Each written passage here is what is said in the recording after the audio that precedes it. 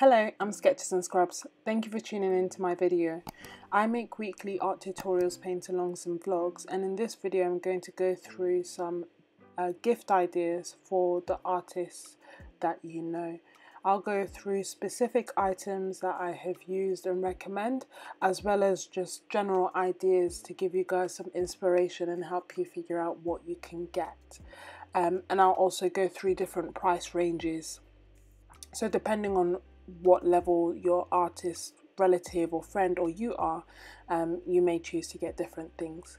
So first of all, my go-to will be watercolor paints, and there's loads of different types. So if it's someone who's likes traveling around, then you can consider giving them this Royal Talons or Van Gogh pocket set. Ignore how messy it is, I've had it for over a year. This is what it looks like. So it's £15. It's great for those who like doing urban sketching and going around. Very easy, very portable.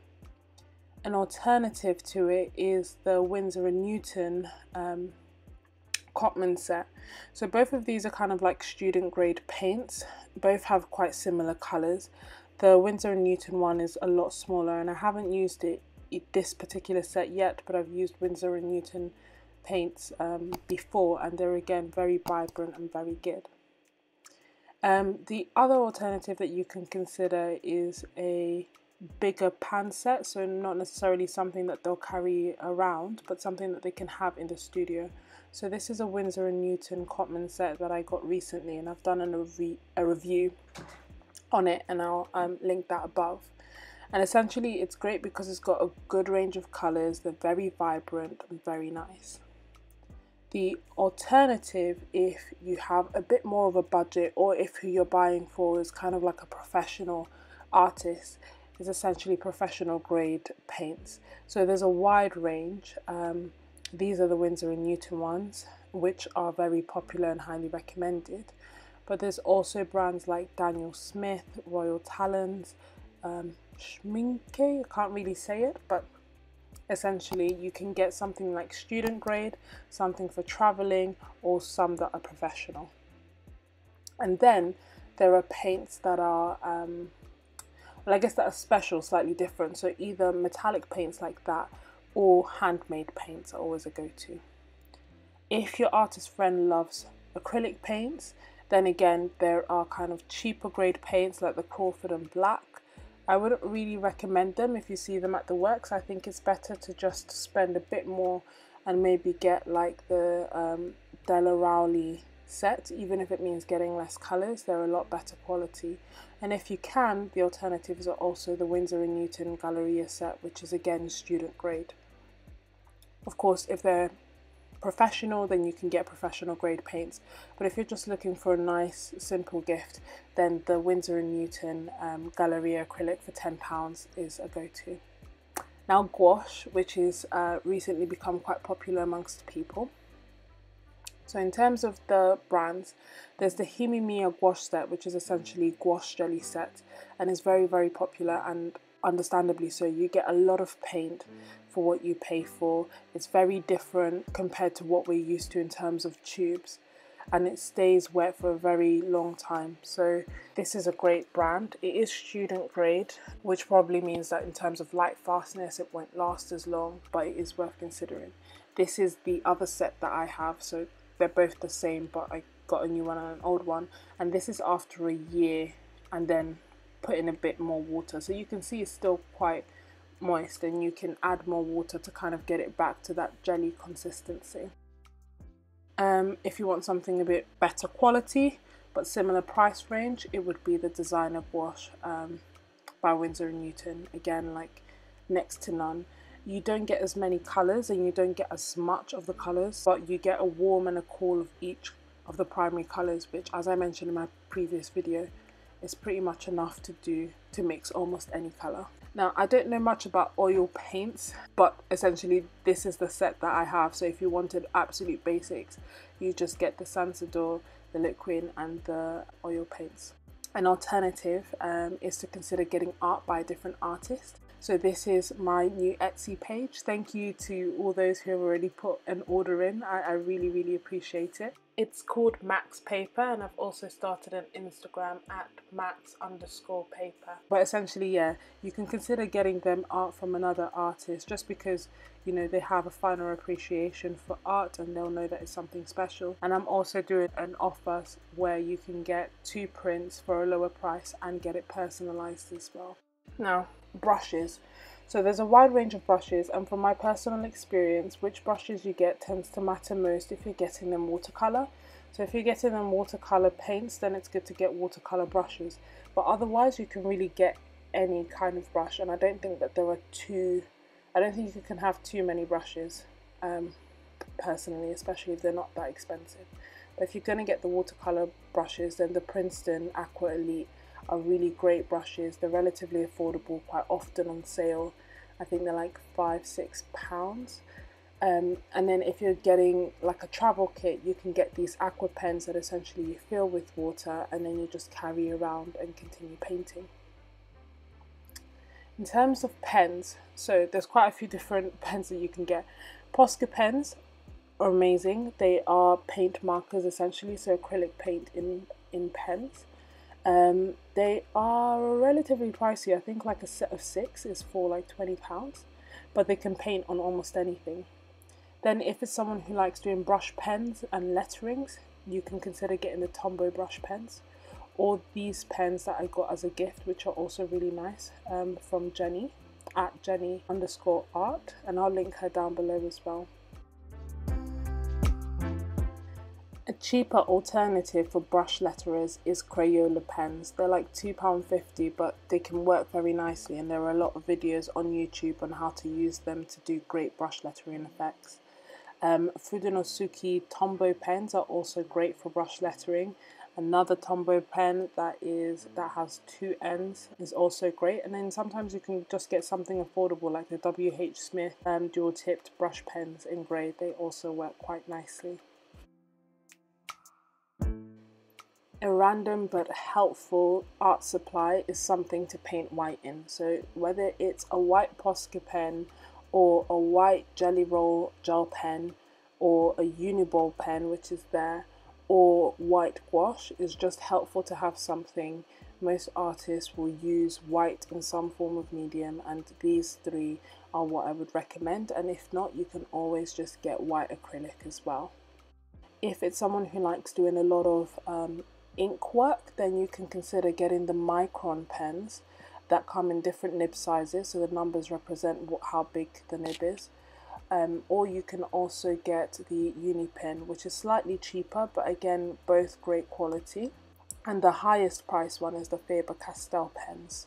All 3 fine liners are great because they're water resistant or waterproof, and they are ideal for those who like to do washes of watercolour over pen. Despite price, Uni pen is actually my favourite as it lasts the longest. Now, with regards to the paper, there's lots of different types. I love sketchbooks, and I think most artists will, because they're just so different, so versatile. So this is a Sakura sketchbook, which is great. It lays flat, it's easy to travel with, it has a pocket at the back, and it's a horizontal orientation.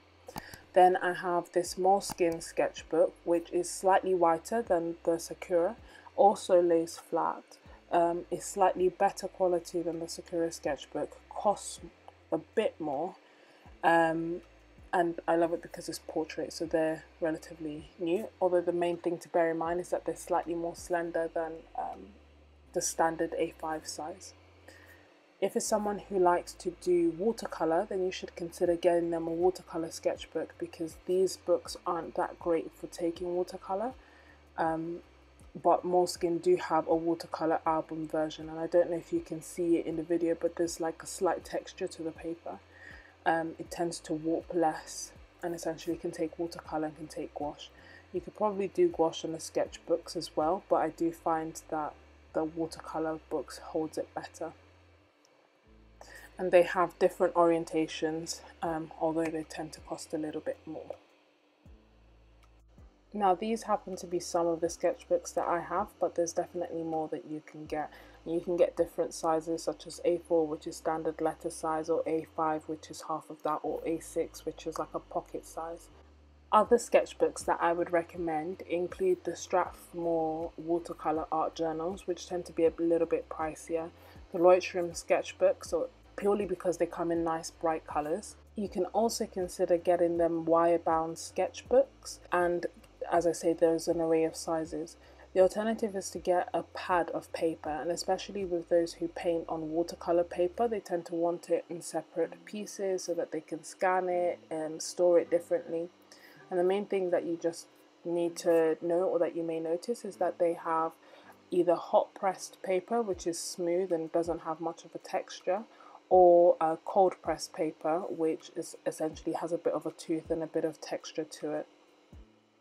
So this is also a great idea, and there's different price ranges, but good reliable brands that you can consider are the Dalla Rowley, the Hobbycraft, the Sea White, and the CassArt. If you want to go all out, then you can consider getting 100% cotton watercolour paper, which I don't have here, but brands include Arches and Fabriano.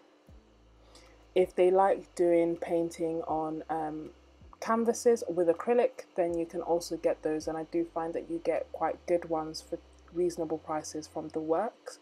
You can get different sizes and different shapes. In terms of miscellaneous ideas, so if all of these you think they already have enough and you want to think outside the box, you can consider getting them a wax stamp seal set. It's become very popular. It can add a really nice finishing touch, especially if they have their own business and they're sending letters, etc. It's just really fun. Other ideas include storage solutions, especially anything that can help to store pens or paints or pieces of artwork. You can also consider getting them an easel. I wouldn't necessarily recommend a massive one that's going to take up the whole studio, but portable easels are always very helpful.